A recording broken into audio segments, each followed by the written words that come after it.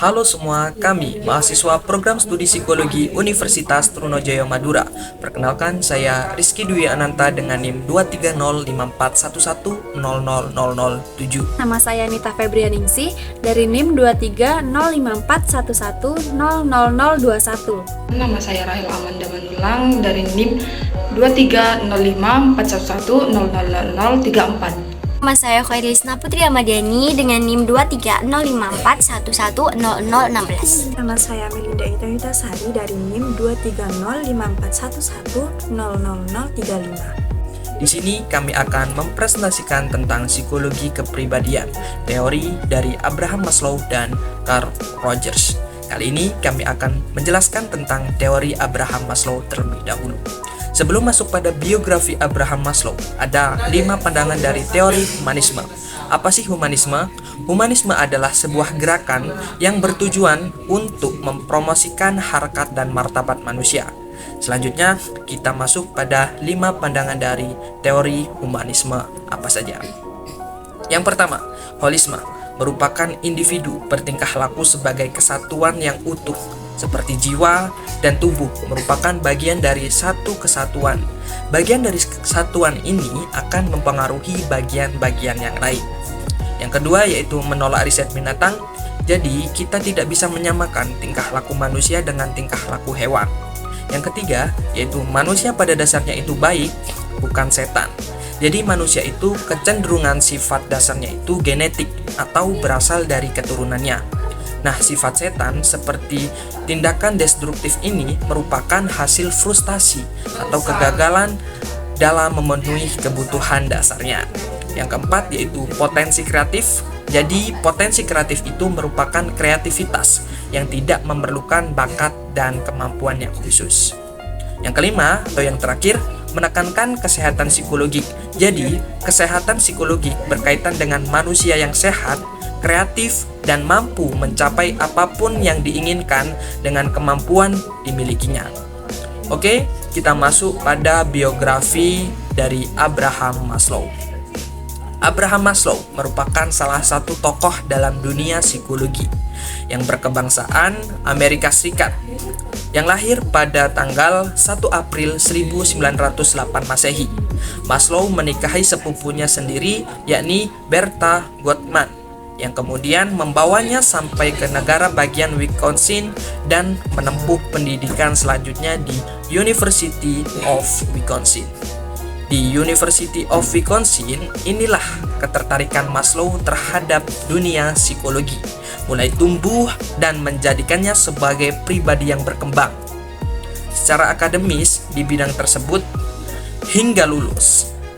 Setelah banyak melalui kegiatan akademisnya, Maslow berhasil menjadi profesor di Universitas Brandeis pada tahun 1951 hingga 1969. Ia mendapatkan gelar sebagai Humanist of the Year yang telah banyak menorehkan karya dalam dunia psikologis. Oke, Maslow akan melihat individu itu akan termotivasi untuk mencapai aktualisasi diri. Caranya adalah dengan cara terpenuhinya kebutuhan-kebutuhan yang ada di bawahnya. Nah, sama Maslow dijelaskan dalam bentuk hierarki kebutuhan. Nah, dalam kebutuhan itu dibentuk berjenjang. Tiap jenjangnya bisa dikatakan terpenuhi apabila jenjang yang sebelumnya itu telah terpuaskan. Dan di samping saya sudah ada 5 jenjang hierarki kebutuhan. Yang pertama, jenjang yang paling dasar yaitu kebutuhan fisiologis, yang dimana pastinya manusia itu membutuhkan makan, minum, istirahat, dan seks. Mengenai perasaan puas satu dengan orang lain itu pastinya berbeda, tidak bisa disamaratakan. Misalnya, kepuasan makan diri saya dengan orang lain, bahwa diri saya itu merasa makan dengan tahu dan tempe saja sudah merasa cukup atau terpuaskan. Berbeda dengan orang lain yang makannya harus ada ikan salmon, susu, baru mereka bisa merasa terpuaskan. Karena pada kebutuhan ini itu bersifat subjektif. Nah, selanjutnya, ketika kebutuhan yang di bawahnya itu sudah terpenuhi, maka akan muncul kebutuhan yang di atasnya. Misalnya, punya keinginan untuk merasa aman. Contohnya seperti kebutuhan rasa aman pada jenjang yang kedua. Nah, pada kebutuhan rasa aman itu bukan berarti kita butuh dilindungi saja agar kita itu tetap merasa aman, tetapi misalnya saya bisa punya rumah sebagai tempat perlindungan saya dan sebagainya. Nah, yang ketiga, kebutuhan dimiliki dan cinta. Kebutuhan cinta ini nggak harus kita dapatkan dari pacar saja, tetapi akan kasih sayang dari teman dekat, keluarga, kerabat, dan lainnya. Nah, yang keempat, kebutuhan harga diri. Kebutuhan harga diri adalah kebutuhan yang menumbuhkan sikap percaya diri dan perasaan berguna sehingga kita itu merasa bahwa diri kita itu berharga di mata orang lain. Seperti membutuhkan validasi dari lingkungan, seperti kepemilikan dan gelar. Dengan sebuah gelar, kita akan dihormati oleh orang lain. Nah, kebutuhan yang terakhir itu kebutuhan yang paling tinggi di hierarki kebutuhan, yaitu kebutuhan aktualisasi diri, yaitu memperoleh kepuasan dari keinginan seseorang sehingga orang itu dapat mencapai apa yang diinginkannya sesuai dengan potensi yang dimilikinya. Untuk mencapai aktualisasi diri ini, maka jenjang yang bawahnya itu harus benar-benar terpenuhi. Apabila jenjang kebutuhannya tidak terpenuhi, maka muncul konsep-konsep negatif. Emosi negatif seperti frustasi, cemas, marah, agresi, atau bisa disebut juga dengan kebutuhan neurotik. Nah, selanjutnya ada usaha untuk mencapai aktualisasi diri, yaitu yang pertama itu dengan cara pengembangan diri, yang dimana yang pertama alami sesuatu dengan utuh, gamblang dan tanpa pamrih. Yang kedua, apabila merasa ragu, jujurlah pada diri sendiri. Yang ketiga, gunakan kecerdasan kita dengan sebaik mungkin. Yang keempat, temukan siapa sih diri kita itu sebenarnya. Nah, selanjutnya ada pengalaman puncak. Nah, dalam pengalaman puncak ini, yaitu pengalaman mistik yang dimaksud itu merasa sudah penuh atau sudah cukup bahagia, sudah bisa menerima diri sendiri sebagai seorang individu. Yang mengalami pengalaman puncak itu hanya orang tertentu apabila orang itu telah mencapai aktualisasi.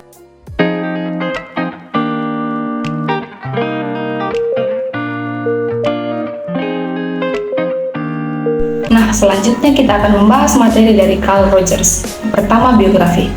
Carl Ransom Rogers lahir pada tanggal 8 Januari 1902 di Oaxaca. Rogers merupakan anak keempat dari 6 bersaudara yang lahir dari pasangan Walter dan Julia Cousin Rogers. Carl Rogers adalah seorang psikolog humanistik yang menekankan perlunya sikap saling menghargai dan tanpa prasangka antar klien dan terapis dalam membantu individu mengatasi masalah-masalah kehidupannya. Rogers meyakini bahwa klien sebenarnya memiliki jawaban atas permasalahan yang dihadapinya dan tugas terapis hanya membimbing klien menemukan jawaban yang benar. Menurut Rogers, teknik-teknik asesmen dan pendapat para terapis bukanlah hal yang terpenting dalam melakukan treatment kepada klien. Hasil karya yang Rogers yang paling terkenal dan masih menjadi literatur sampai hari ini adalah metode konseling yang disebut client-created therapy. Rogers mengungkapkan teori yang terpusat pada pribadi. Pendekatan fenomenologi dari Rogers konsisten menekankan pandangan bahwa tingkah laku manusia hanya dapat dipahami dari bagaimana dia memandang realitas secara subjektif atau subjective experience of reality. Pendekatan ini juga berpendapat bahwa manusia mempunyai kemampuan untuk menentukan nasibnya sendiri, bahwa hakikat yang terdalam dari diri manusia adalah sifatnya yang bertujuan dapat dipercaya dan mengejar kesempurnaan diri atau purposive towards self-perfecting. Rogers memiliki 4 struktur yang terpusat pada pribadi. Yang pertama, hakikat pribadi fenomenologis. Yang kedua, struktur kepribadian. Yang ketiga, dinamika kepribadian. Dan yang keempat, perkembangan kepribadian. Yang pertama, hakikat pribadi fenomenologis. Pendekatan humanistik sangat menghargai individu sebagai organisme yang potensial. Setiap orang memiliki potensi untuk berkembang mencapai aktualisasi diri. Rogers mengemukakan 19 rumusan mengenai hakikat pribadi atau self yang dapat kita baca dalam buku Al-Wisol di halaman 279. Yang kedua, struktur kepribadian. Yang pertama, organisme. Pengertian organisme mencakup 3 hal, yakni yang pertama makhluk hidup. Organisme adalah makhluk hidup yang lengkap dengan fungsi fisik dan psikologisnya. Organisme tempat semua pengalaman segala sesuatu yang secara potensial terdapat dalam kesadaran setiap saat. Yang kedua, realitas subjektif. Organisme menanggapi dunia seperti yang diamati atau dialaminya. Realita adalah medan persepsi yang bersifat subjektif, bukan fakta benar dan salah. Realitas subjektif semacam itu yang menentukan atau membentuk tingkah laku seseorang. Yang ketiga, holisme. Organisme adalah satu kesatuan sistem sehingga perubahan pada suatu badan akan mempengaruhi bagian lain. Setiap perubahan memiliki makna pribadi dan bertujuan, yakni mengaktualisasi, mempertahankan, dan mengembangkan diri. Yang kedua, medan fenomenal atau phenomenal file. Medan fenomenal adalah seluruh pengalaman pribadi seseorang sepanjang kehidupannya di dunia, sebagaimana persepsi subjektifnya. Beberapa deskripsi berikut menjelaskan pengertian medan fenomenal. Yang pertama, pengalaman internal atau persepsi mengenai diri sendiri. Kedua, pengalaman yang disimbolkan atau diamati dan disusun dalam kaitannya dengan diri sendiri. Dan yang ketiga, semua persepsi bersifat subjektif benar bagi dirinya sendiri. Dan yang keempat, medan fenomenal seseorang tidak dapat diketahui oleh orang lain kecuali melalui inferensi empatik. Itu pun pengetahuannya yang diperoleh tidak bakal sempurna. Yang ketiga, self. Self atau konsep self merupakan persepsi seseorang mengenai dirinya sendiri. Contohnya itu seperti saya yang mempersepsikan diri saya cerdas, saya rajin, saya humoris, dan lain-lain. Nah, selanjutnya adalah dinamika kepribadian menurut Rogers. Yang pertama, penerimaan positif atau positive regret. Penerimaan positif dari Rogers ini berkonsep penerimaan tanpa syarat atau cinta tanpa syarat, di mana orang merasa puas ketika menerima positive regret dan juga merasa puas ketika memberi positive regret. Contohnya adalah cinta tanpa syarat dari seorang ibu kepada anaknya yang menerima segala bentuk tingkah laku anaknya, baik itu tingkah laku yang diinginkan ataupun tidak. Yang kedua, konsistensi dan saling sesuai atau kongruen. Menurut Rogers, organisme berfungsi untuk memelihara konsistensi, keadaan tanpa konflik dari persepsi diri, dan kongruen atau saling sesuai antara konsep self dengan keadaan dirinya yang sebenarnya. Ketika keadaan kongruen tidak tercapai, maka akan terjadi inkongruen atau ketidaksalingsesuaian antara konsep self dengan keadaan dirinya yang sebenarnya. Nah, jadi kongruen adalah kesesuaian antara konsep self dengan keadaan dirinya sebenarnya. Sedangkan inkongruen adalah ketidaksesuaian antara konsep self dengan keadaan dirinya yang sebenarnya. Lalu, ketika seseorang sadar akan inkongruen atau ketidaksesuaian itu, maka akan memunculkan kecemasan dan juga ancaman terhadap konsep self-nya. Fully Fashioned Person ialah istilah yang digunakan Rogers untuk mendeskripsikan pribadi yang menggunakan kapasitas otak dan bakatnya, realisasikan potensinya, dan bergerak menuju pemahaman yang lengkap mengenai dirinya dan seluruh pengalamannya. 5 ciri kepribadian orang yang berfungsi sepenuhnya. Yang pertama, terbuka untuk mengalami. Orang yang terbuka untuk mengalami mampu mendengar dirinya sendiri, merasakan secara mendalam pengalaman dalam dirinya tanpa merasa terancam. Yang kedua, hidup menjadi kecenderungan untuk hidup sepenuhnya dan seberisi mungkin pada setiap eksistensi. Yang ketiga, keyakinan organismik.